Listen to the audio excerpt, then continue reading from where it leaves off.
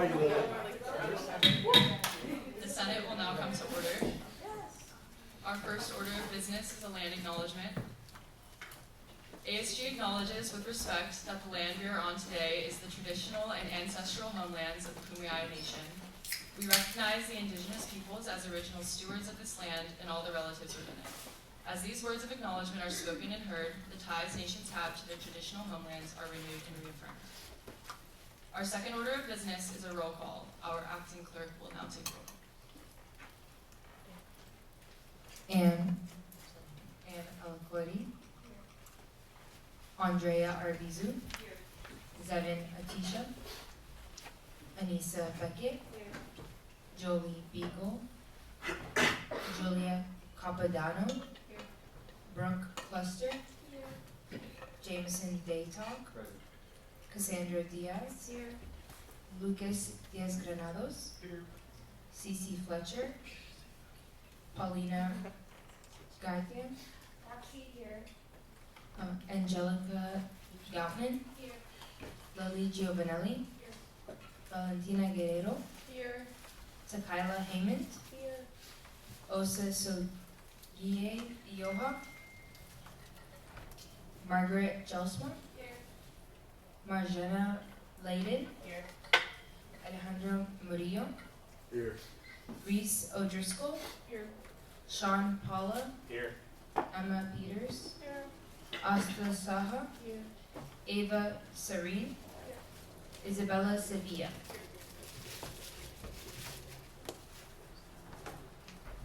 Thank you to the acting clerk. Our third order of business is the approval of the agenda.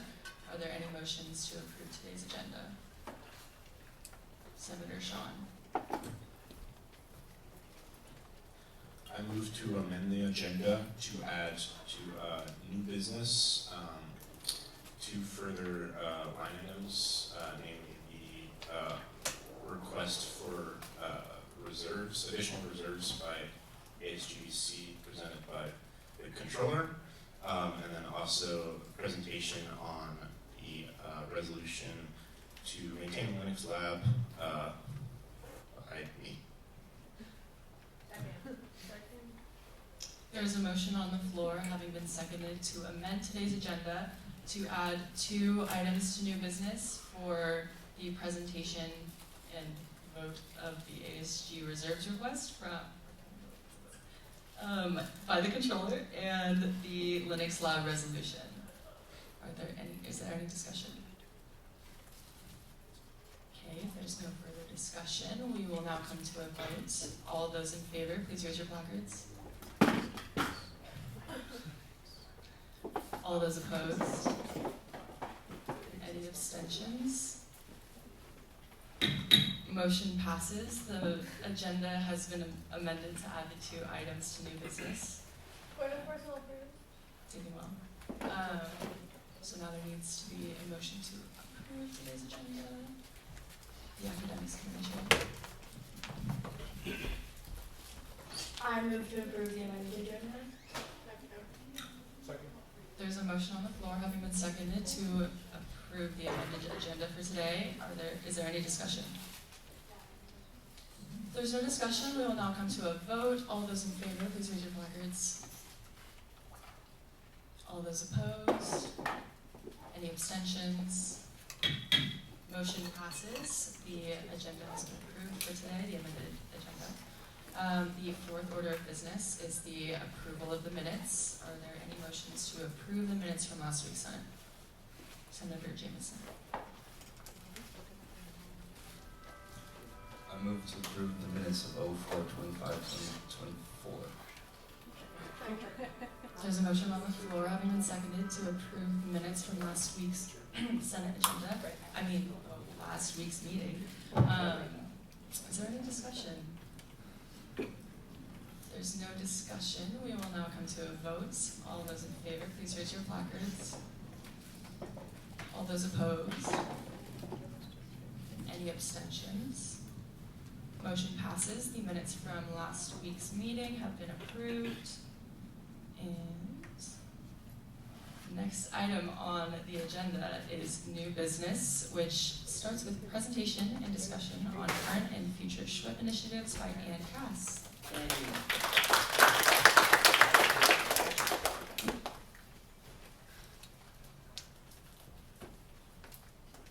afternoon. Hi, everybody. Glad to be here today. It's nice to recognize some friendly faces. Now that I've been here 7 months. My name is Ann Cass. I'm a master's in public health. I'll talk a little bit about that later on. My pronouns are she, her, hers, and I am the director of the Center for Health and Wellness Promotion here at USC, otherwise known as SHWIP.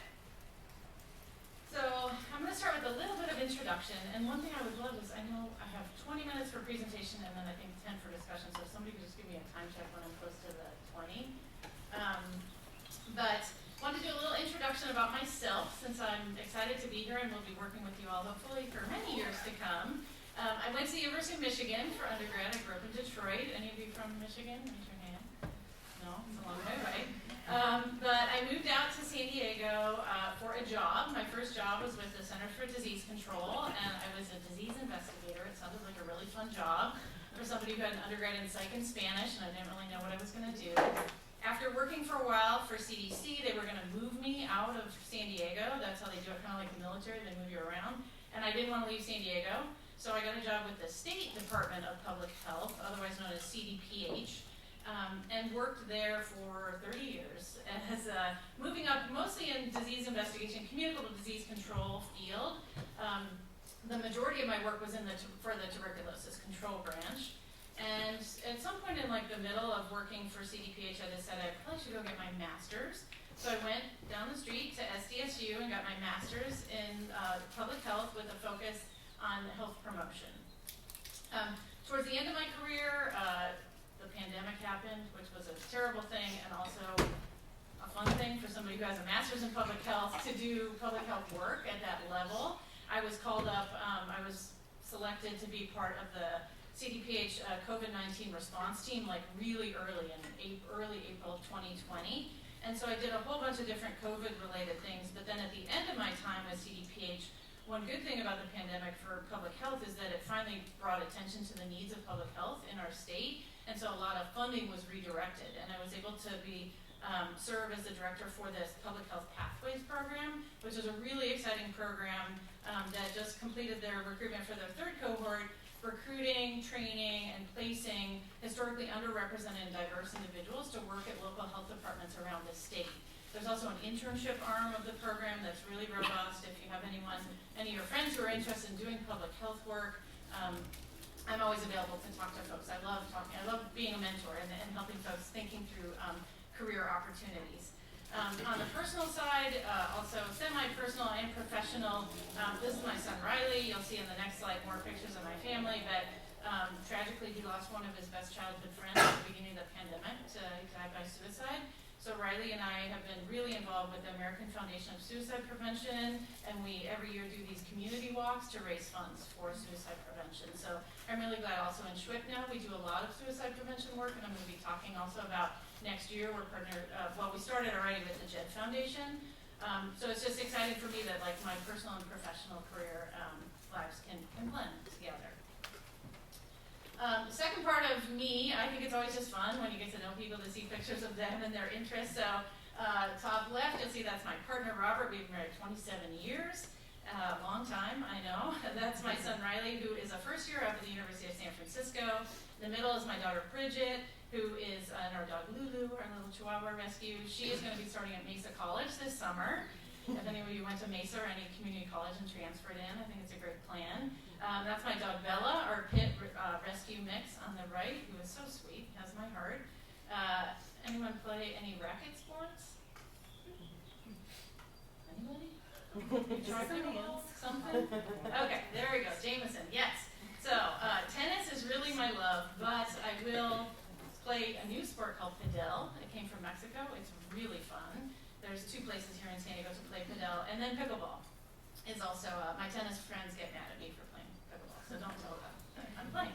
I also like to watch tennis. I like to watch professional tennis, so this is my group of tennis friends when we went to Indian Wells to watch a tennis tournament. We go every year, and then I'm in San Diego, so of course I love going to the beach.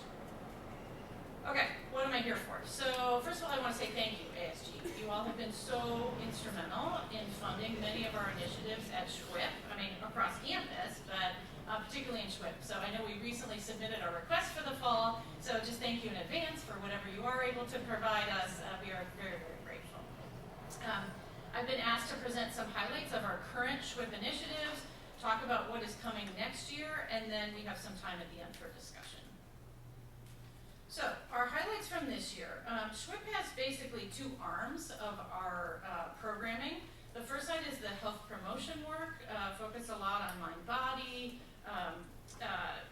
programming, and then the second arm is our violence prevention arm, and also included in the violence prevention arm is our confidential care program. I have some members of our SHWIP team in the back, Meg Martin, who you may recognize from CARE, and Claire Gosen, who leads our health promotion activities. Thank you, Meg and Claire, for coming today. And you all are well familiar with the Narcan program I'm going to talk a little bit about today, and also during the discussion I would love to get some input from you all about the program for next year if time allows.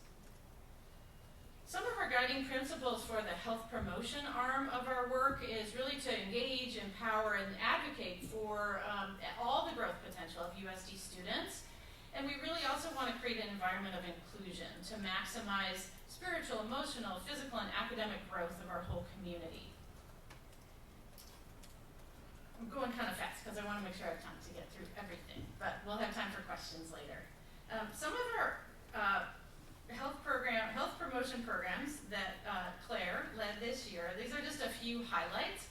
Hopefully you were able to attend maybe one of these, or you heard about them, or if not, you now know about them and hopefully you can attend next year. We conduct every semester mental health check-ins. These provide an opportunity for students who have historically not already been connected with the counseling center, so it's a partnership between SHWIP and the counseling center, to participate in a really brief mental health assessment, and then they meet one-on-one with one of the great counselors to discuss any identified next steps. I'm really proud to say that these events always identify students from various identities who are in need of mental health support, and we're able then to connect them to services here on campus or off campus if necessary.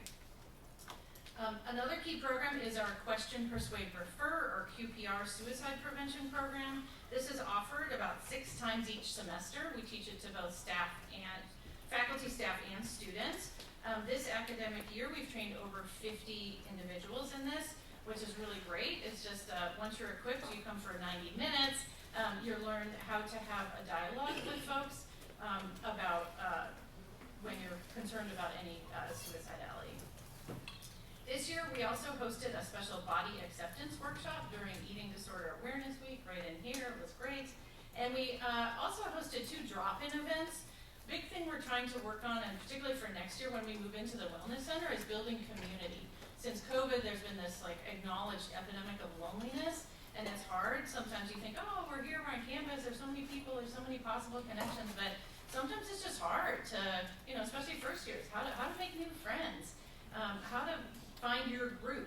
And so something we have done is just kind of identity themed. Some are Wellness Wednesday, was for first gen students, and then we also had a community night where we brought food, and folks came to the basement of the University Center in SHWIP. That's why we're excited about the Wellness Wing and the new Wellness Center. It'll be easier, I think, for folks to access our services.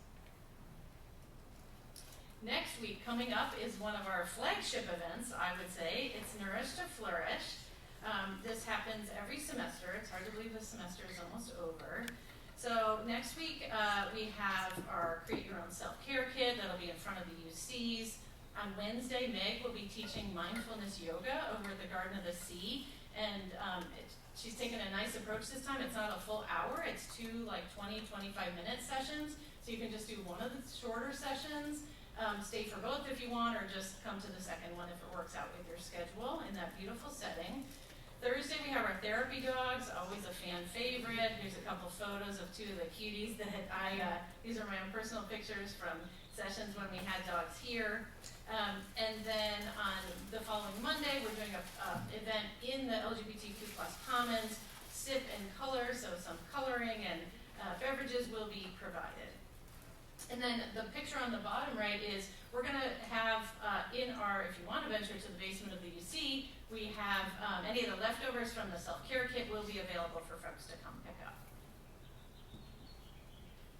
we have two new things in SHWIP. One is the Narcan that I'll talk about in a minute, but also we have a new web page. Claire and I worked really hard on this year. We had a really old, outdated web page that was just not that great. So I encourage, it was fine, but this new web page is really, really cool. So I encourage you to, if you're not familiar with it, you could use this QR code and just check out our web page with all sorts of resources, and highlighted right at the top, talk to someone now if somebody's in need of a referral or wants to connect with someone. Okay, so I want to provide some data on our Narcan program. You all have heard here about the exciting program, and thank you, Angelica, for coming to us back, whenever it was, when I kind of first started here, I remember. And you had suggested that, you know, it's great that we have this program. Arthur Cummins, who came here to present to you all live, there was like a 90-minute training you could do in person, really helpful, just didn't have a lot of capacity. Arthur is one person, and you know, to do a 90-minute session is just time consuming and hard to sometimes arrange the logistics. So what UCSD and SDSU have is a, you know, asynchronous training, and so we figured out how to get that started here. Really exciting. This was launched right before spring break. So I'm really grateful we were able to do it before spring break, before all the, you know, Coachella, Stagecoach, end of the year parties, festivals, etc. So far we have 33 students who have completed the training module and have taken the knowledge assessment. A couple folks didn't pass. I mean, it's not hard, it's like 8 questions, but it also could be timing, you know, you did the training and then you weren't able to finish the quiz or whatever.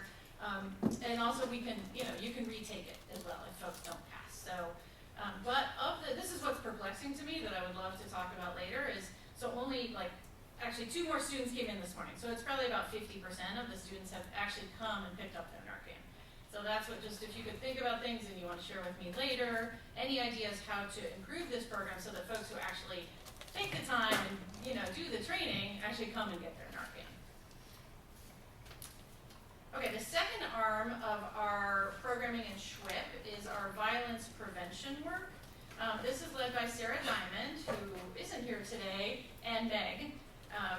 And the violence prevention work really, you know, it aims to reduce instances of relationship and sexual violence by educating the community and providing all sorts of outreach events. And all the efforts are rooted in public health practices, so it really resonates with me from my background, and are survivor-centered and trauma-informed. Some of the highlights of the violence prevention work that's been done this year, there are 2 big events, month-long events, which offer multiple things, I guess I would say. In the fall in October, it's Domestic Violence Awareness Month, which focuses a lot on building healthy relationships. And then we just completed our Sexual Assault Awareness Month in April. Sarah's team also offers a violence prevention certificate. And then the team of the Relationship and Sexual Violence Prevention Peer Educators, or RSVP team, they present community roundtable discussions for fraternity sorority life. I'm wondering if any of you have attended any of these programs. Maybe some. Awesome. Well, hopefully next year we'll get more of these to some of these events. Sarah made this great slide just showing the reach of the violence prevention programming. You can see in the middle over 1,200 students at USD have been reached by their programming this year. And this is through, you can see on the light blue circles are kind of like the means for reaching those students. So the RSVP, the peer educators, do those FSL roundtables I talked about. During SAM, the Sexual Assault Awareness Month, they had 7 events throughout the month. During DVAM, October, they had over, you know, almost 400 students were reached in their 8 events. Sarah and her team also have campus partnerships and do presentations upon request for faculty or other partners. And then we have the violence prevention certificate course that I talked about. That's now it's been split into like undergrad cohorts and graduate cohorts. If you or anyone you know are interested in becoming a peer educator, this is a great opportunity to work with our office. You'll get to work in the new wellness building. And the applications are currently open right now. You can use this QR code or share this with your friends who might be interested. The applications close on is the 10th of May, so another 8 days or so it is open. But one thing I can say, I mean, this is a heavy topic, being an RSVP peer educator, but also I can attest, they work in our office and they also have a lot of fun together. It's a great thing to put in your resume too, if you're interested in any careers in education or health. So, I'll speak for Meg a little bit here. This year, her program highlights, I know Meg was here before, so I don't want to spend too much time on this, but Meg is our new confidential care advocate. If you or anyone you know wants to book an appointment with Meg, it's really easy. That can be done by either calling the main student wellness phone number or logging into the wellness portal and booking an appointment just how you do for like a counseling appointment or student health center appointment. Meg also brings a lot of other expertise with her to the role, and she offers great things like trauma-informed yoga, crafting sessions, opportunities for folks to gather together for survivors, supporters of survivors, and just the general community is always welcome to attend any of these events. All right, so this is the part you're probably most interested in, like what is coming next year. And I will be here, like I said, if you have questions about this year, we can do that for sure. But I want to highlight 4 things for next year. First of all, the Wellness Center, the Wellness Wing. There was a couple weeks ago, the showcase was in the UCs. Hopefully you made it. They offered Habit hamburgers. So that was kind of nice if you went around and got your stamps. But we had a booth there where we were talking about what, we're going to have a wellness wing there in the center. So there'll be all the great, fitness and the basketball courts and all that. But in our office, well, the yoga studio will be like, adjacent to our office. There's also going to be a meditation and prayer room, a rejuvenation lounge. They were piloting out some booths where you could go into like a quiet study booth or just to be like, to have quiet space, I guess. There's also going to be a juice bar and test kitchen. That's something I would love to, at the end, if we have time, get input about. This is brand new for our office. We haven't done any like nutrition-focused work really recently. So any ideas about how to best utilize the test kitchen would be great. The peer educators will be there, and then there's going to be also this really cool wellness terrace just to get outside with beautiful views. We also, as I mentioned earlier, just recently joined the JED Foundation as a JED campus. Earlier, was it last week or the week before, we had our liaison from the JED Foundation come here. The JED Foundation is out of New York City. It's a family who started this after they lost their son, Jed, who died by suicide, and they've worked with high schools and colleges campuses for many years. And so now we're part of this network, which is great. Many of you may have participated in the Healthy Mind survey that we did during like February, March. It was long. It was like 30 minutes. So thank you if you filled it out. But really helpful baseline information about like the mental health status and needs of students here on our campus. And then we also did an assessment from our staff of just kind of what the campus is, basically what suicide prevention kind of modalities do we have here at USD. And so we met with our liaison from New York, came out, spent 2 days during this site visit, and he took a whole bunch of information back with him and is going to present us a draft strategic plan. Our partnership with JED is over a 4-year time period, so this is first year is like baseline. Next year is going to be the first year of implementation. So anyway, we're excited to see what that strategic plan, we should be getting it really soon. So we'll be able to see where we're headed, what we're going to implement next year. The NORCAN program I already talked about a bunch, but again, for next year we want to expand it. And I would love ideas you all have about how to get students to come. Are there different ways to enhance the training? Any ideas? We are definitely open to that.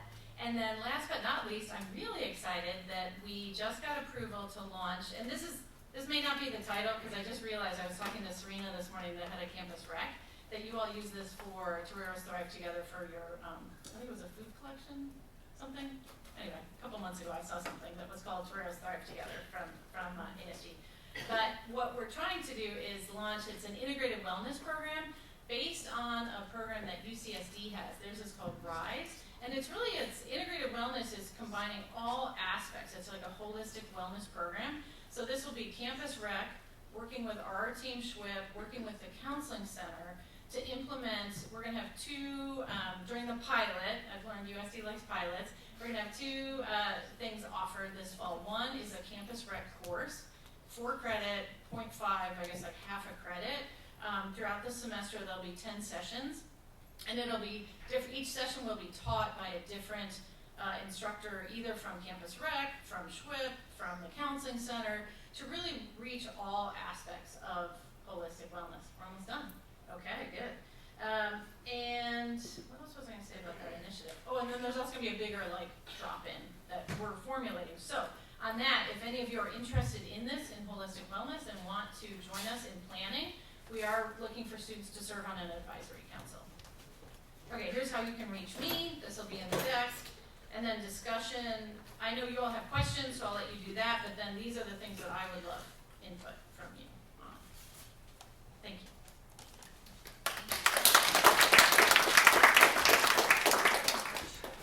Okay, so now is discussion and questions time. So if you have either things to address some of the things on the slide or questions for Anne, the academics committee. Hi, I've been seeing a lot of you lately, but I had, I guess, one question. The advisory board, I am very interested in if you ever need to reach out to us. My question was about, I know we've been getting a lot of surveys via email. Do you feel like you get enough student feedback from us, or if not, how can we help you get more? Ooh, that is a great question. So the Healthy Mind survey, our goal was 15% of the student body to have 15% fill it out. We got 14%. And that was through a lot of push. Claire, the health promotion interns, our GA, a lot of, but yes, going forward, I would love to figure out, it's a balance, right? Nobody likes filling out surveys. I mean, I do, but I don't know. I just have this thing when they call for we're doing a research thing, I answer those things. But a lot of people don't. So yes, any creative ways to get folks, because especially stuff like that, like Healthy Minds, it was critical that, we're launching now this huge strategic plan we're going to do for 4 years, and it's based on 14% of the USD student population. We could be missing very large percentages. That one was a little unique, right? It's 30 minutes, it's long. But there are other surveys too, I know, that, Student Affairs pushes out that we could discuss next year other ways to have students actually participate. Thank you for that question. Senator Valentina.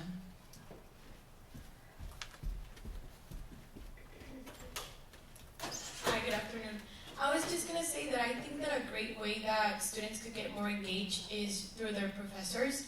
For example, my professors, all of them knew about the NARCAN initiative and everything, and we filled out the survey in one of my classes, during class time.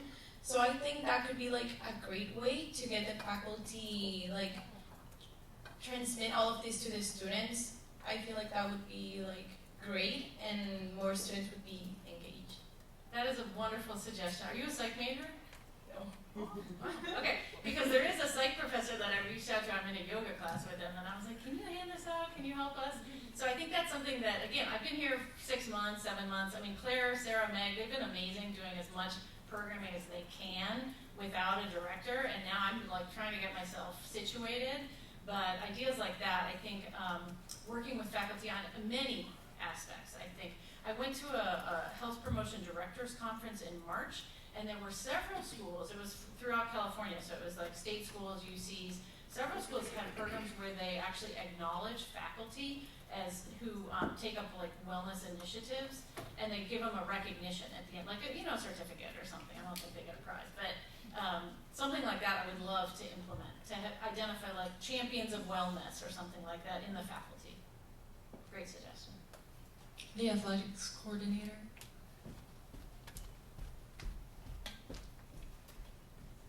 Hello. I actually had an idea about the Wellness Center Test Kitchen, and I don't know if you all already have any events or marketing that's specifically targeted towards the first years, but I know that at least for me when I was a first year, figuring out how to cook things in my dorm that didn't really have a kitchen, or figuring out what was a healthy meal and what wasn't, coming out of my house with my parents was something that was difficult for me. So maybe marketing it directly for the first years of these are healthy college meals, or these are different things that are easy to make in your dorm or your friend's dorm. That's a great idea. Yeah, my son's been going through that. Mom, what do I cook with a microwave and a toaster oven? Senator Jameson.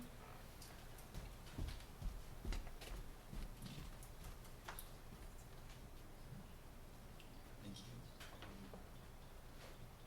I got so sidetracked from that. cede my time. But we can talk later about food stuff, because I think, Jameson, you may want to talk about maybe some of the first year, what to cook. The Vice President.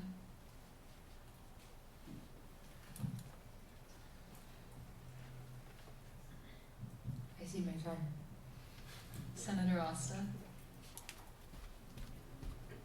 Hi, thank you so much for coming out. Just to go off of what you said about the first years, I think if you really just to get the test kitchen out there, I think marketing it with first years is great, but I also think implementing it into the LLC program. I know for my first year, we had essays who would take us through different events or hold different events alongside our first year LLC class. So I think maybe doing that as an event for every single class that's in first year, so that way they're directly getting that instead of making it a choice. Because I feel when you're first year, you have so many choices of where to go, what clubs to join, but if you actually have that implemented in the system, that might be a better way.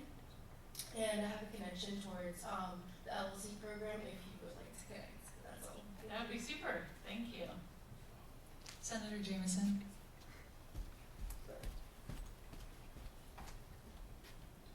Thank you. I remember now. Probably for Narcan purposes.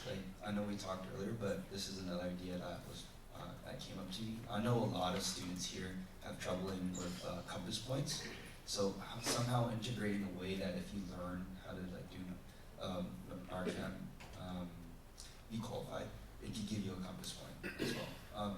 Furthermore, for the test kitchen, probably ask clubs to host cooking events there, because I know a lot of cultural clubs would love to have their cultural cuisines just have the kitchen. So thank you. Great. Two great ideas. Thank you. The Academics Committee Chair.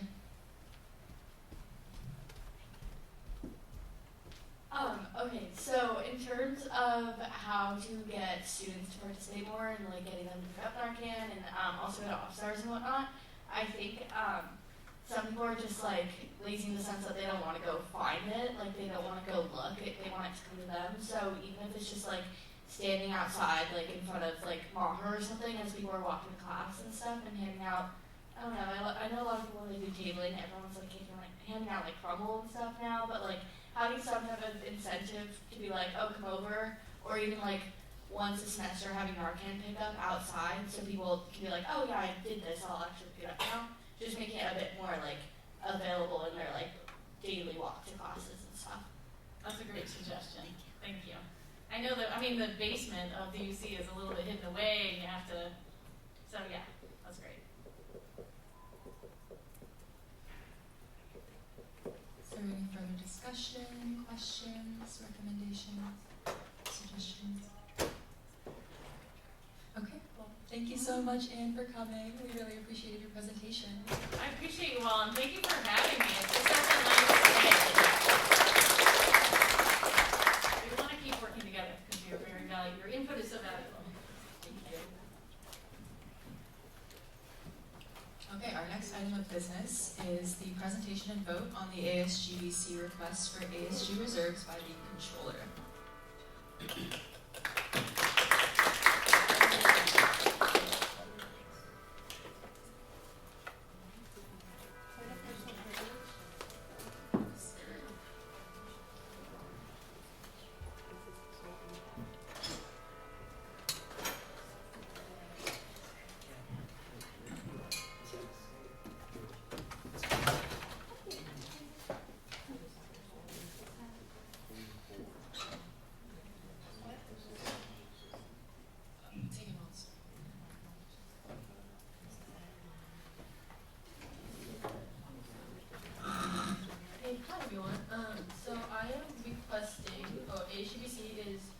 Requesting for $15,000 from the ASG reserves.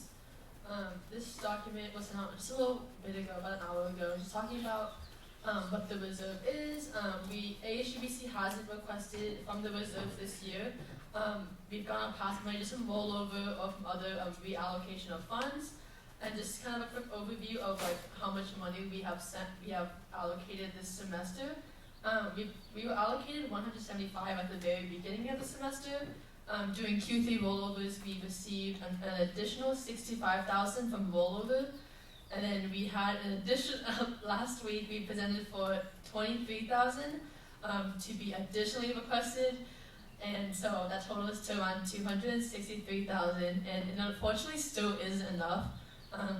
We are just requesting another 15,000 because we only have one more meeting, and that will be the last meeting for ASGBC.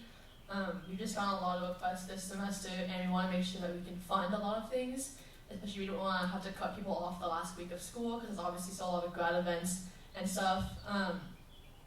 This week alone, I believe we allocated $9,000, but that was only because we only had $9,000 left in our budget, so we couldn't allocate anything else.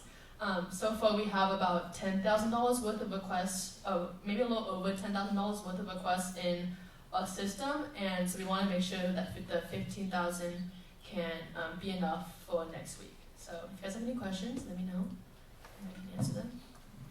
So before we proceed with any kind of discussion or questions, we do need to set an agenda time for the new new item of new business for this one and the Linux Lab resolution. So if anyone has any motions, Senator Sean. Hi, sorry guys, oversight on my part. I move to allot 5 minutes for the vote on ASGBC request for reservations and 15 minutes for my resolution. There's a motion on the floor having been seconded to allot the ASGBC vote and presentation for the ASG reserves request 5 minutes and 15 minutes to the resolution for the Linux Lab. Is there any discussion? If there's no discussion, we will now come to a vote. All those in favor, please raise your placards. All those opposed? Any abstentions? Motion passes. The ASGBC request by the controller is 5 minutes and the Linux Lab resolution has 15 minutes. Now we can proceed with discussion. The athletics coordinators.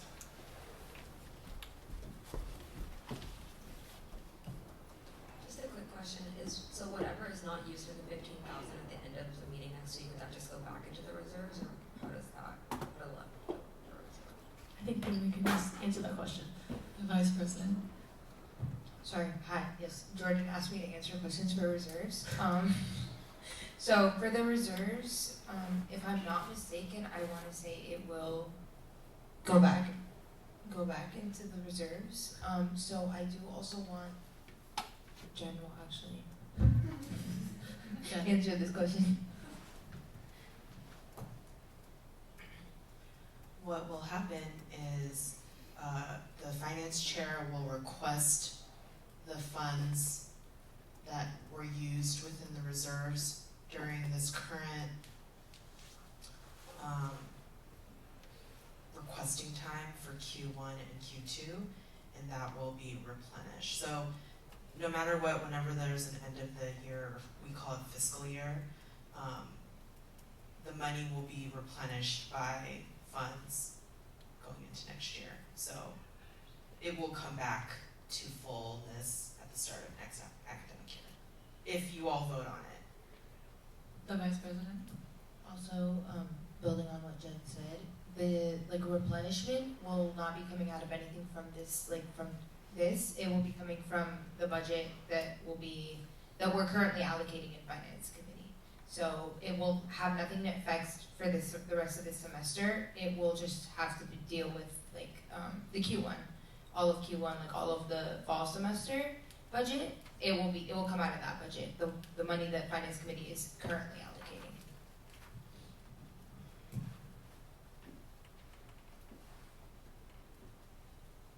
Any questions, discussion, motion? The athletics coordinator. I move to approve the reallocation of $15,000 from ASG ASGBC budget for this semester. There's a motion on the floor having been seconded to approve $15,000 from the ASG reserves towards the ASGBC budget this semester.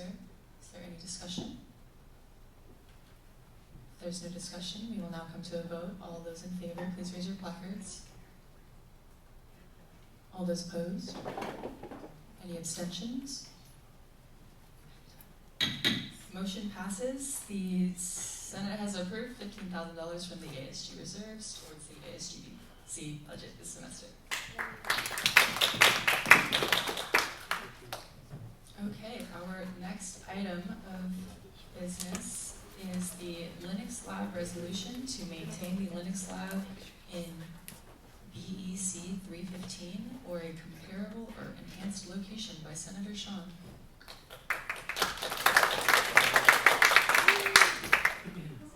Hi guys. This should be pretty quick because it's only pretty short resolution, pretty straightforward. So just to explain the background of this real quick, this was primary author of this is Madeline Wu. Unfortunately, she couldn't be here today because I think she's at work. But she is also president of ACM, which is like a computer science club on campus, which also meets in the Linux lab. And basically what's happening is there's Linux lab is in BEC, so Bellinick Engineering Building. It's in 315 on the 3rd floor. So it's usually the space for most everything in computer science. Yeah, sorry. Let me do that 1 second. Is this any better? Can you guys see this better? I also sent out the link to it on like the email chain for today, so you get it. So anyways, yeah, it's where most of the tutoring and clubs and everything for computer science meet, and also that's where there are Linux computers that we use for a lot of projects and everything. So it's a pretty important space, and it keeps doing that. Pretty important space on campus for computer science, which is the largest engineering major. And we found out recently that it was going to be transformed into a different space for biomedical engineering lab, which they have, I guess the school has donors for that, which is the main reason for that. And as a result, the new space designated for like computer science students would be in Guadalupe Hall, which I don't know if anyone's been in there, but a lot of like engineering professors and stuff have their offices. And it's like the very bottom floor in a windowless room in the middle. And there's also barely enough space during like finals when there's like a lot of overflow from like office hours and everything. So yeah, that's kind of how that is now. So this kind of was something that was a little bit upsetting for us computer science students. So we actually got, Madeline created this resolution, we actually got over 200 signatures on which you can see on the doc. I'm gonna take them off if it passes. But you can see them now on basically an earlier draft of this that just didn't have the last two clauses of this. So pretty much the same thing. A lot of support for this, and I can just walk you through like each of the individual things real quick.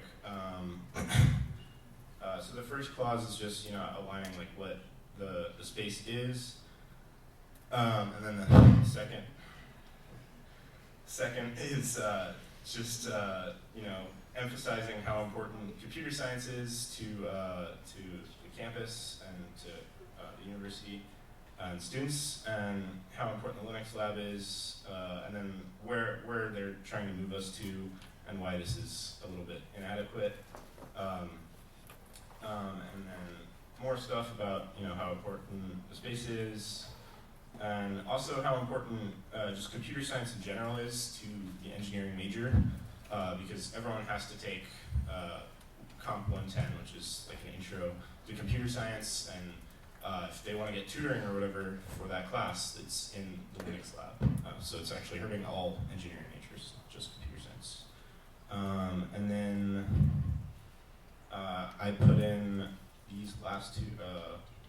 yeah, there's this clause as well as just mentioning how important it is to have resources dedicated to the major and retaining students in like the biggest major in engineering. And then finally, I put in these last two things, mentions the 200 signatures, and then also this to kind of tie it into university's mission and values because they do state that they're striving for academic excellence as well as inclusivity. So I think this is in line with that, showing that it's important for all students to receive resources. And then this is who it's going to. If you guys have any additions to that, I kind of copied this from some other resolutions of who I thought would be good recipients of it, and then added a few of my own ideas. But if you guys know of anyone, please let me know. And yeah, so to be clear about the demands, it's just that either that the space is kept, or since there's already donors that are supposedly like paying for the space to be changed, it's either that or they could find an equivalent space of close to equivalent size on campus, so that it's just we have room for tutoring and everything. So yeah, all right. Do we have any questions?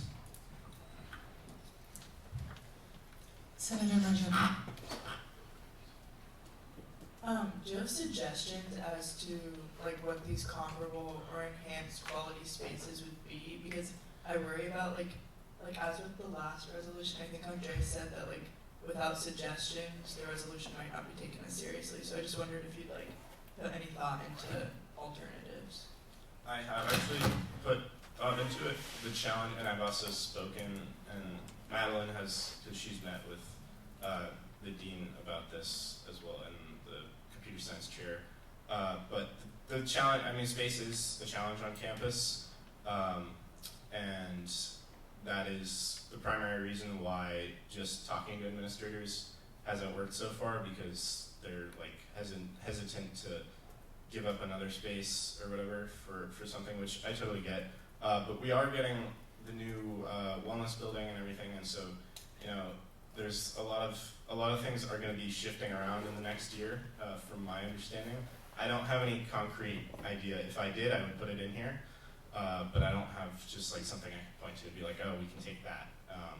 But I really do want to encourage with this the administration to really have that conversation, because it's something that I feel like Madeline and I felt like was not getting enough attention or being taken seriously enough.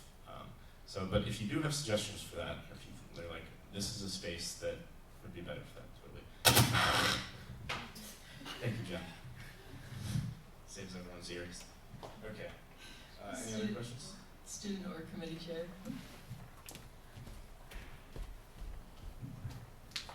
Thanks for speaking about this. I was just wondering if any communication has, or like, I guess further communication has been done with admin, because as Senator Marzano brought up, like, without specific suggestions, and the fact that donors are tied into this as well, I feel like the space changing might be concrete, especially if they already have the donors that are willing to donate a certain amount of money for equipment and stuff like that. But has any other communication been done with administration regarding this specifically, or when it comes to, like you said, the wellness building being built, has any communication been done for anything that, or like any rooms that might be opening up that aren't already filled? Because I'm sure there's a lot of planning behind that. Yeah, so like I said, Madeline met with the dean and the chair of computer science, and then I also spoke with VP Charlotte Johnson about it. And the answer to that was basically, no, they didn't know of anything, and they expressed also that space is tight on campus, which I think we all know. So no, there isn't like anything opening up. We don't have any information on that. Sorry. Senator Jameson.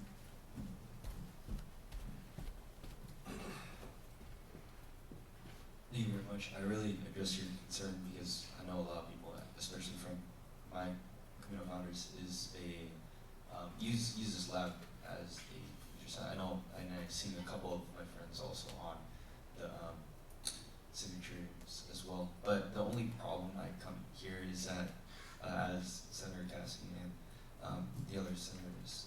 said before, it might be really concrete, and has it become a thought to like address this problem too to donors themselves for them to consider a difference, please? So the donors don't, the way I understand it, I don't think the donors are making the final decision. That's the university. It's just they have donors for a biomedical engineering lab, and they're not the ones saying it has to be in VEC 315. It's the university is like, that's a space we have, so now we're going to take that and use it for that, which is fine. It's just we like to see the existing space and community there kind of maintained somewhere else on campus. And like I said, we felt like that we've been having this conversation for the past semester, and it hasn't really been taken seriously enough, and that's the purpose of the resolution. Even if it doesn't have, as Andres would say, teeth to it, it still, I think, serves a purpose in kind of drawing attention to this. Yeah. Thank you. The Health and Wellness Coordinator.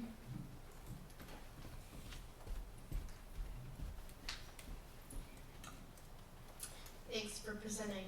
Okay, so I just have a quick question. Do you know how many space? You said that the biomedical students are this is gonna be like a lounge. So do you know how many spaces already exist for those students in comparison to for computer science students? Because what I'm getting is that this is probably the only one that makes sense for computer science to study at, like you said. So just like the difference between how many spaces between the two, and then also like the quality and accessibility of those, because you could also tie that into your point about inclusivity if there is a large, I guess, or exceeding imbalance between the two. Yeah, well, I think this first whereas clause kind of really covers that the best. There is one other space in the engineering building that is shared by all the engineers, which is the ideation space. But it's open to everyone, and also can be booked and reserved, and is often pretty crowded. And then as for each other kind of engineering major, they have further spaces in like Donald's garage and I want to say in that kind of on that floor of that building that they can meet and use. And I wouldn't say that there's necessarily like an imbalance right now. And I do understand that the desire to put a biomedical engineering, I think it was supposed to be a lab in there, but also there was some discussion about like if that was even super feasible, because it's not water. There was like water, something with watertight. I forget the specifics of it, but there was some discussion about that. And then, yeah, so I don't know that there's necessarily an imbalance as it is. It's just like there is like an existing space for like, and then also computer science is like 4 times the size of every other. So sorry if that was all over the place. I hope that answered some of the questions. The athletics coordinator. Academics committee chair. So sorry. Hi. So I actually met with Madeline and Sean. I have been in touch about this a lot. So for reference, can we put pictures in a resolution, or like for reference, or is that something I can just send to people?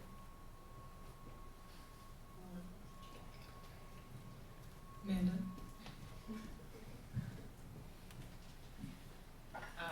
I don't think it's something we have done in the past, but I wouldn't say it's something that we wouldn't be able to do if it is like necessary to support the resolution. The academics committee chair.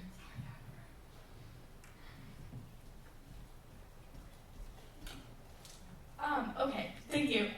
So if you guys check your email, Sean and I can consider adding this to the resolution, great, because we weren't the primary ones who made it, but I sent 2 pictures. One is the space I have now, and that is the big room with all the windows. It's a really nice, spacious room.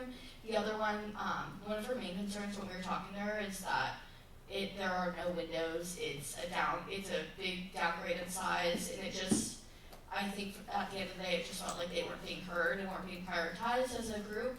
I will emphasize that though this may seem like it's something like when I first heard it, I was like, oh, okay, I see it, but I hear both sides.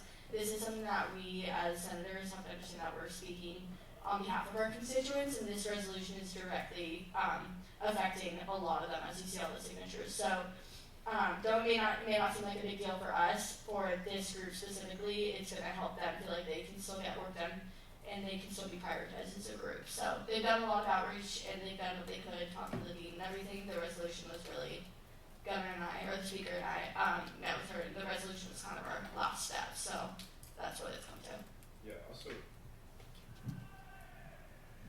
A further comment on that, just to kind of emphasize that part about advocating, not to, I guess I want to say that the computer science, the interim chair right now is not a computer science professor, which was part of why we felt like this was necessary, because we don't feel like we really do have as much kind of on our side advocating for our side necessarily, because computer science falls under the School of Engineering, if it wasn't clear from everything. So it's kind of, we have an engineering professor who's the interim chair right now, and she kind of like wasn't really prioritizing it as we felt. That's also a large motivation for this, because we don't really have anyone like who's a part of the administration who can like kind of fight for us on this. And most of the other computer science professors also, I don't want to speak for them, but I think they've been supportive of this and Madeline as well. So. Point of order, the time allotted for this agenda item has elapsed. Okay, so you all can vote to extend time, or we can.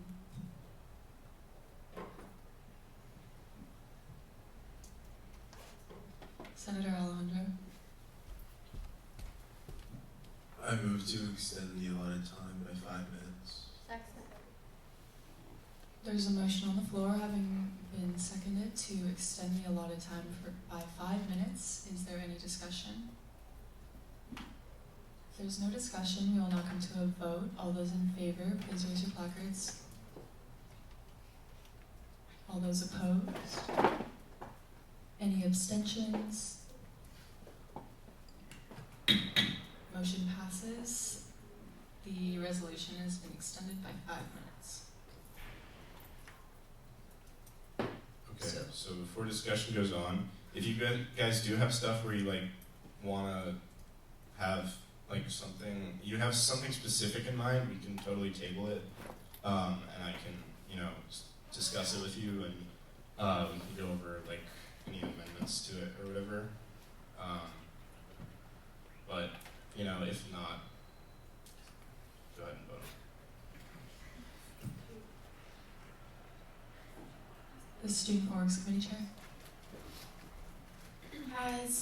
Okay, so after looking at the Be It Further resolved, I recently had a conversation with Dr. Susan Ward, who is the chair and professor of integrated engineering, which biomedical engineering falls under. Have the professors and people in the integrated engineering major been talked to about this? Because I realize that this is obviously for the computer science major specifically, but since the lab is being built for biomedical engineers, have you communicated with Dr. Lord as the chair of integrated engineering or anyone in the biomedical engineering department about this? No, I haven't, but I also don't think it's necessary per se, because it sounds like the university is pretty set on moving forward with all that, and this, I think if this seems like it is against the idea of kind of pushing for that space for biomedical engineers, or integrated engineering as a major, I definitely don't want the resolution to convey that. It's just that I think we felt that we really, that's why I underlined the final part of the Be It Further resolved, is we would really like to just have an equivalent space to have our computers and have enough space to tutor our students. So I don't think it necessarily has to even involve integrated engineering. I mean, we can totally get input from them if you want, And then we also have signatures from, I know personally, like a lot of these students aren't even computer science students they feel also strongly about it and are in support of it. And then the final thing was we weren't even super sure that the space was suitable for the purpose that they were aiming to, and I don't know if like how much renovation would go into that or whatever, or what that would look like. It really isn't about the specifics of that aspect of it. It's just that, we do get something in the meantime. Ms. Speaker Pro Tempore. I think we should talk about tabling because I really, really like the academics committee chair's idea about pictures. I think this could be a really cool precedent we can set in resolutions that will help strengthen the argument. Not that I don't think it's like necessarily ready, but I just think we said some things that could really strengthen it that could go to next week. So I move to table the resolution until next Senate. There's a motion on the floor having been seconded to table this agenda item until next week. Is there any discussion? If there's no discussion, we will now come to a vote. All those in favor, please raise your placards. All those opposed? And any abstentions? Motion passes. The resolution about the Linux lab will be tabled to next week's meeting. Thank you guys. See you next week. Okay, next item on the agenda is old business. And this is the presentation and vote on the oat milk opt-in resolution by the Sustainability Coordinator and the Sustainability Coordinator.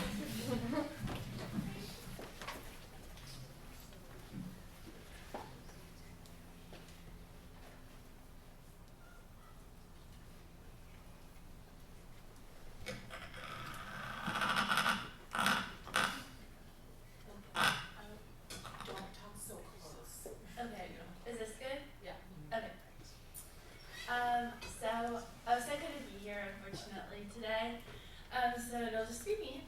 I'm going to give just like a quick overview of the resolution again, in case anyone wasn't here last week.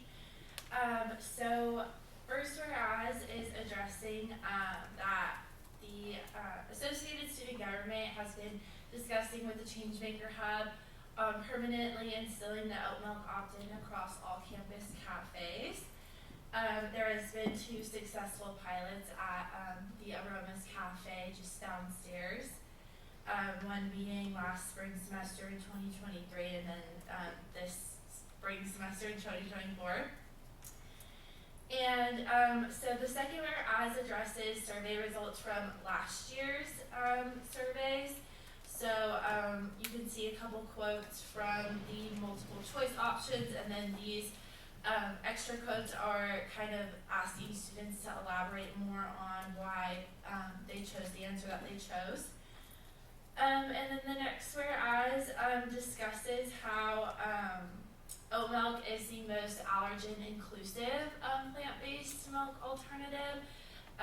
Lactose intolerance does disproportionately impact people of color, and we've seen that on our campuses. In the survey, we did find that more Hispanic and Latino respondents did claim that they had dietary restrictions that prompted them to need plant-based alternatives in their orders. And then the next whereas addresses that oat milk is the most sustainable option, and that is a big positive for our students because it actively engages them in conversations about sustainability.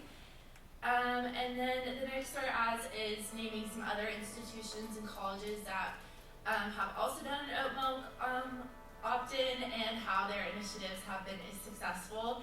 And then followed by that talks about like actual coffee chains, such as Blue Bottle Coffee, even Starbucks. And then the next whereas is discussing the success of customer engagement, sales, because oat milk is increasing in demand around the world.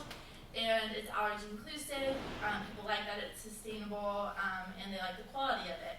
So businesses that have made this switch have reported success.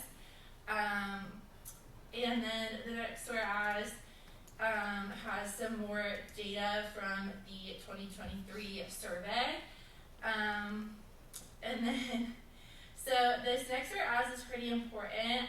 This is from this year's spring initiative, and this is something that we added since last week, stating that 39% of students indicated that they strongly disapprove of the upcharge policy on all families' milks, and that 50% of respondents answers that they strongly approve of the free oat milk opt-in, and then having to pay an upcharge for dairy milk or other milk alternatives if they choose to not have oat milk. Yes. I don't know how to zoom in. Oh, there we go. Sorry. I didn't realize it was that tiny. Okay. There. Okay. And then so this last be it further resolved is basically calling upon the university to do this without inflating the prices of coffee. So it's asking the university to basically find ways to do so without having to charge students extra.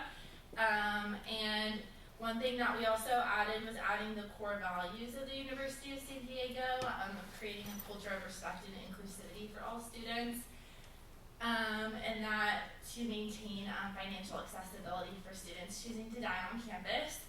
And then kind of lastly, what I really want to emphasize is that when Osa and I were writing this resolution, we didn't have this resolution as a business deal in mind. You know, we weren't acting like this is Shark Tank of like comparing oat milk versus regular milk. We were really trying to address student needs and student opinions. And it is kind of up to auxiliary services to determine if this purchase and this change is worth their finances. So what we're bringing to them is the student feedback and what the students want. And that's what's really important to us. And we basically just want to call upon the university to actually, you know, make change and make dining services a lot more inclusive for students. So I'll open it up to questions now. Thank you, Margaret, our sustainability coordinator. So if anyone has any comments, suggestions, questions for the sustainability coordinator, now's the time to ask. Senator Jameson. Thank you very much. I really appreciate that updated whereabouts. But just a clarifying question. The auxiliary has the last final say, correct? Right, cool. With that, I just wondered, for the be it further resolved for, or is it the whereas point where auxiliary has to acknowledge the student, what the student wants. I feel like there should be like an even balance with that too. There's no one way out in this sort of scenario, so like it's really hard to like try and convince auxiliary to take a loss here. And I know it's going through like all your feedback and other stuff like that, but if they do at the end of the day they do say no, is there like an alternative option from there?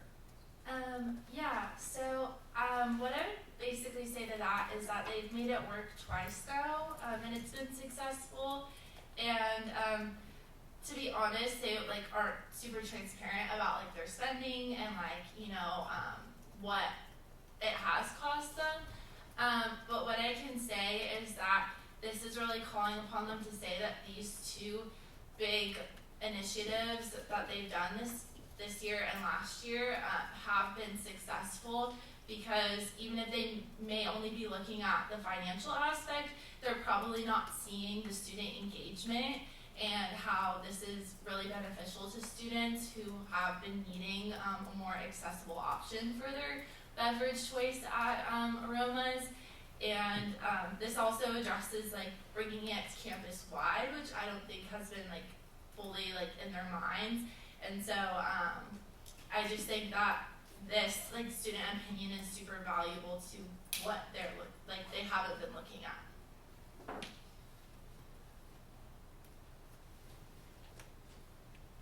The academics committee chair. Personally, I want to say a really good job with gathering the information. You answered all of our questions from last week. I really agree with this, but if some more people could voice your thoughts on it, because I want to make a motion, just have it denied. So if you guys don't agree with it, please also speak up like you did, and share why. Senator Ann.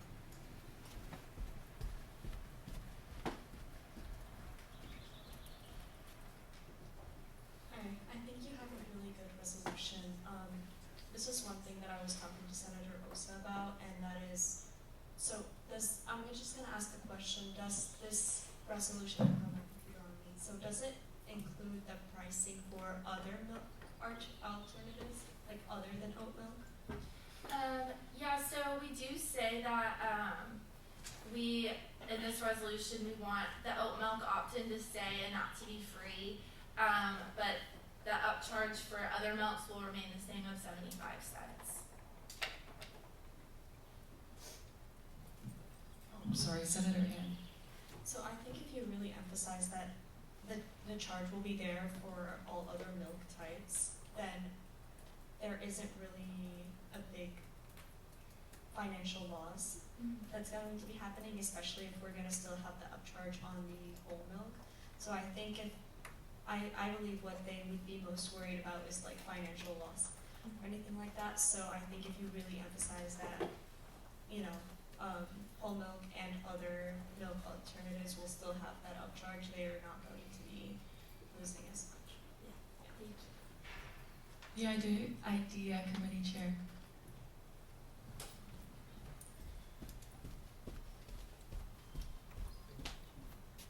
Yeah, just echoing some of the things the sustainability coordinator said. They did this pilot for a month last year and then also did it for the majority of this semester, and it hasn't, been detrimental to auxiliary services. As well as even if it's bringing awareness to this issue that students don't have access to, because of this charge. So even lowering the cost to something like 10 cents would be beneficial to students. So I think that's really something to keep in mind while we're here and voting on this. Thank you, Lucas. Senator Sean. Yeah, I wanted to thank you for coming today to present this. I think you guys have, from last week, from what I've seen, this is a lot more detailed and really, I think, does emphasize the important points a lot better. So hopefully that will gain more attention from auxiliary. I do just want to mention though that I think most people are really on board with the oat milk being a lower price, and then also are totally on board with the pilots, and they've had a lot of success, and auxiliary just hasn't really done anything in response to that, which is kind of unfortunate. But I do I don't know if there would be a way to put a cap on if they decide to do this, but then the price for everything goes up drastically, because I think that would be something, and that was something we mentioned last week, is really the biggest concern of constituents, is that the price for everyone's coffee, even if I just get it black, is now going up by a full $1 or something because auxiliary doesn't know how to source oat milk properly. That would be really stupid. So I think you guys have a pretty good thing. I don't know if you want to consider having I guess you do have the thing about cost effectiveness. I don't know if we should make that more concrete. That's my thought process that I felt like that's a concern that we should just share. But I think I'm still for this. Thank you for coming. The athletics coordinator. I totally hear all the different concerns for kind of what could happen after the fact, but I do think that it's important to have this resolution to start those conversations, because we're not going to know the effects of it unless it happens, and we're not going to know what we can and can't do until we do it. And so while I understand all the concerns, and clearly they are real, and we're seeing the effects of finances all over campus. I mean, we also see how from the data that's presented, we see how much the students are supporting this, and I mean, if we just go back and forth about like, what if this bad thing happens and what if this other bad thing happens, then we wouldn't actually accomplish anything in here. So I think it's important to realize that like, well, what if it's good? And what if, you know, like no bad things happen and we just like started this conversation and it was beneficial. Thank you. The health and wellness coordinator. And also, I think, as Anissa was saying as well, this resolution has been in the works, I mean, by Margaret Nosa this entire pretty much year, but I remember it being also a resolution last year, I think. So I think it's just been a predominantly rising issue within the student body, so I think that something needs to happen, and I think that this is a pretty strong resolution that, but as Anissa said, we'll start up conversations later on too.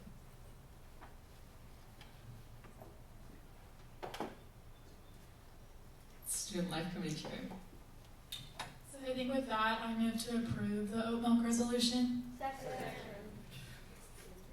There's a motion on the floor having been seconded to approve the resolution to permanently instill the oat milk opt-in at all campus cafe locations. Is there any discussion? There's no discussion. We will now come to a vote. All those in favor? All those opposed? Any abstentions? Motion passes. The resolution to permanently install the oat milk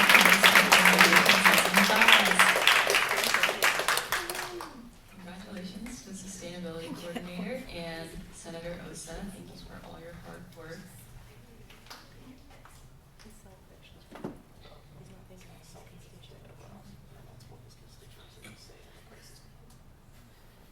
So the next item on the agenda is the report from the Speaker of the Senate. Surprise! As you can see, the Speaker is at Board of Trustees, and our Speaker Pro Tempore has lost her voice, so he's getting me today, yay! So I will read his updates. He says he's gone. So one more week, keep that in mind, everyone, and finish up any loose ends you might still have. And the resolutions that were passed last week were sent out. And remember, there's still a little money left in the Senate Initiatives Fund, so use it while you still can. And he says, you all did great this semester. We do still have Senate next week, and you all should have your last committee meeting. Winky face. Okay, next item on the agenda is the reports from the Senate lead team. We'll also be reading this. Because Lily cannot. So as the speaker said, there's only one more week left, but we wanted to shout out the Chief of Staff, Mia, and all those who helped her for putting on such an amazing banquet. It was amazing. And Senate lead, we just wanted to let you know that we were not able to meet yesterday at our usual time to review funding requests for the Senate Initiatives Fund. So if you have a request in the queue, you will have a emailed decision by the end of the week. And lastly, stay strong, stay healthy, and positive during the next few weeks. I know that it is quite literally everyone's least favorite time of the year, so keep in mind, summer's almost here, you guys got it. And then some famous birthdays. The next item on the agenda are reports from the committee chairs and coordinators. Hi, I was wondering why I have so little updates. I was bedridden this weekend, so I did in fact miss the parade and the banquet, but I heard they were wonderful. That said, this week has been super simple. I've been in recovery and academics has been taking it nice and chill. We do have a few initiative requests that are in. We did also have the Linux Lab resolution presented by Senator Sean. He killed that. Our last meeting will be next week, and we plan to make goodies for constituents for final support then. Again, I reached out. I let you guys know about this earlier. I'll text the group me as well. We are going to put mini flyers of the forms we've been making in those goodie bags. So, I'm going to put the constituent feedback form in there with the QR code. and whatnot. So if you want your form or some type of poster or anything you've gotten from the PR chair put in there, please send it to me ASAP. Thank you. Alrighty, stay, as Cece was saying, stay strong. We're almost there. You can see the light at the end of the tunnel. We had our last meeting yesterday. We did some reflection of the year, went over things that we can improve for next year. We also decided our food. Thank you, Senate II, for that funding. I will be putting in that request as soon as I can. And then only thing we really have going on is Brooke is hosting a burrito beach. I don't know where she went, but the Burrito Beach Day this Sunday from 12 to 3. The lift codes are already posted, and she said that they have almost 300 bean and cheese burritos to give out. A lot of constituents are very excited, so come and support if you can, and see you all for one more Senate next week. Hello everyone, so here's some updates from Idea Committee. We'll hopefully be sending out a survey to commuter students about bettering the parking experience. Everything's pretty much finalized there, just waiting for the go-ahead. We'll also be working with the Asian Student Association for a movie night to celebrate Asian American Pacific Islander Month. The movie's going to be Past Lives, the food's going to be wings and kimchi fried rice, and then the place and time is going to be Saints to 11 from 6 to 8 p.m. That's a Wednesday, so come out and show your support. Hi all, happy Senate. The grocery lift codes, as I said last week, haven't all used up, but we are hoping to get more for this weekend and next weekend. Additionally, we'll have some summer break lift codes coming for the airport. Any other questions, please feel free to reach out with feedback. Hi everyone, not a lot from me this week. Just wanting to let everybody know the softball mental health awareness game is tomorrow at 5 p.m. on campus, so please try to be there if you can. They've been working on it for a really long time, and it should be a lot of fun. Happy Senate, not too many updates for me this week. I started collecting some data and feedback on students' mental health in the last month of school. Hoping to leave this data for the next health and wellness coordinator with some ideas on what can be done for the release of stress during this specific time of year. And then, as Claire and, or I guess as Anne was saying, check BYUSD on Instagram for some updates, and happy Mental Health Awareness Month. I have no updates for this week, but since the school year is coming to an end, if you are interested in being the sustainability coordinator, I'm graduating, so my school email won't work over the summer, but you can always reach out to me. And then some local good news is that I Love the Clean San Diego was able to pick up 204 pounds of trash and 26,675 pounds of green waste from Azalea Park last week. Thank you to the chairs and coordinators. Next item on the agenda is reports from the executive board. Hello everyone. I'm going to be doing Andres's. It's very long stuff. He says, happy Senate to you all. He is currently at the last Student Affairs Committee of the Board of Trustees with the Speaker. Sorry. Tomorrow, outgoing exec and incoming exec will be attending a transition meeting with the Board of Trustees. It's like a transition breakfast with the Board of Trustees. He is going to be attending Parking Committee on my behalf later today to discuss the legacy of work our team has left and raise certain concerns some of you have asked. He's still in the process of searching for a TPP chair with the outgoing TPP chair, Katie. Exec has been discussing the potential of some executive orders. More information to come. Reached out to Andre Maillet to see if we can discuss the food price limit for any student organization before we transition to the new team. And as you can see, he has a picture with Charlotte Johnson at the parade. If any of you missed it, I know I did. Any questions at all, please email him at the email below. So mine, I don't have quite as many. Hello everyone, I hope you all are doing well. I've been attending finance committee meetings. I'll be volunteering at Senator Brooks' event on Sunday. You can thank Cece for that. I'll be attending academic board of trustees right after this. I want to thank everyone who came out to the memorial yesterday. We got a lot of people, and it was beautiful on campus. And I hope you all have a great weekend. Hello everyone. So just a few quick updates. So I helped with the Associate Justice interviews for the 2024-2025 team this past week. We had possibly, as long as nothing else comes to us, the last judicial branch meeting this past Tuesday. Very emotional. And then we approved 3 possible election timelines for fall 2024. Those are possible because at that point I'm out and it's up to whoever succeeds me. Shout out again to Mia for the amazing job with Banquet. Also, please don't forget about training this Saturday, May 4th. And also just because fun, nerdy stuff, we did take a Supreme Court style looking photo because yes, it was fun. And if you need anything, please feel free to reach out to me. Happy Thursday, everyone. For me, it's just Olay Fest concert is tomorrow night. It's going to be at 6:30 when the doors are going to open for concert. And then we have the festival side of the night, which starts at 6 p.m. And just a little thing, if anyone's able to help or interested, at like starting at 5:30, just for a couple hours with the festival side, let me know because we need a couple more people. But that's all for me. And if you haven't helped out, this is a great chance to do it. You all are required, you all are required to volunteer at least one event a semester or 2 events, I don't remember, but do it please. Okay, I didn't think I was going to be here. But my finance committee board trustees meeting got out a little bit early.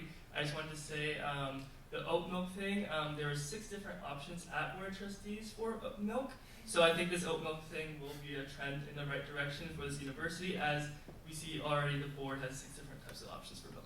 I just wanted to point that out there. So I hope everyone's excited for this summer. I attended the Linda Vista Multicultural Parade and Fair. I had an amazing time. We're currently working on Q4 reports and fall 2024 requests at ASG Finance Committee this week and falling into next week as well. And then I'll present our decisions next Senate, and then made an ASG reserves request. I heard Kayla killed it, so thank you to Kayla. And then sent out an email to all student orgs that today's the last day to request funding tonight. Thank you. I will read the PR share slide. She says, Happy Thursday, currently at Stackpot with the ASG president. We have the 75 and Thriving event next Thursday, May 7th from 12:30 p.m. to 2 p.m. at Plaza de San Diego, which is right outside of here in front of Maher. There will be 2 special giveaway items, a beach towel and a t-shirt, and the food that will be handed out is home-style Hawaiian. Look out for an email from her about signing up for the event. Repeating what the current speaker said earlier, if you guys have not, have volunteered for your mandatory events, TBB and ASG events, you have to do that before the end of the semester. And both the concert and this are great ways to volunteer, so make sure you do that. The ASG trivia video will be going up tomorrow, May 3rd. Shout out to Senator Ava, and repeating what other members have said, the Beach Burrito Day this Saturday. Reminders are down below, and as well as her email. And then just my slide. Happy Thursday, second to last Senate. Thank you to everyone who came to the end of the year banquet. If you have any pictures you wanted to share or wanted some of the pictures that were in the slideshow, you can go on the Google Photos album and you can download those so everyone can share. As well as if you've been in the office this week, you can see the new logo, which is super exciting, which I worked with Andrea Felicino, I believe is her name, how to pronounce it, so that's exciting. And with the end of the year, make sure you are cleaning up. It is super important that we don't leave the office really dirty. Set a precedent, end of the semester, and if you have any questions, my email is up there. Thank you. Okay.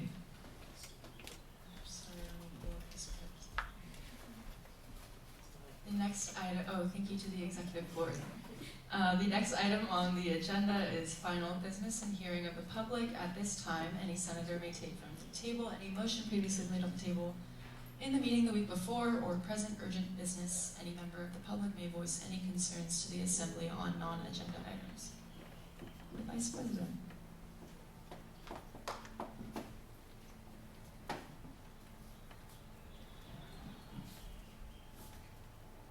Okay, hello. I want to reiterate what Mia and, the Chief of Staff and the acting speaker said.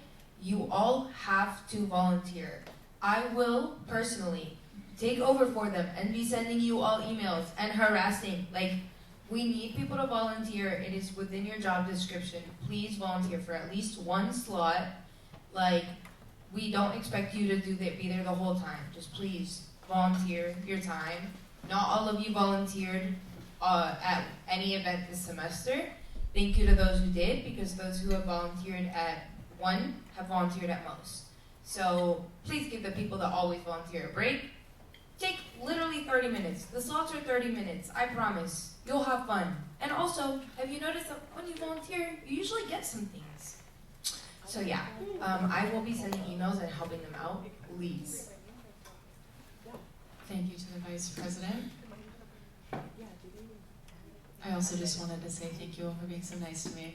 I tried my best today. It was very fun.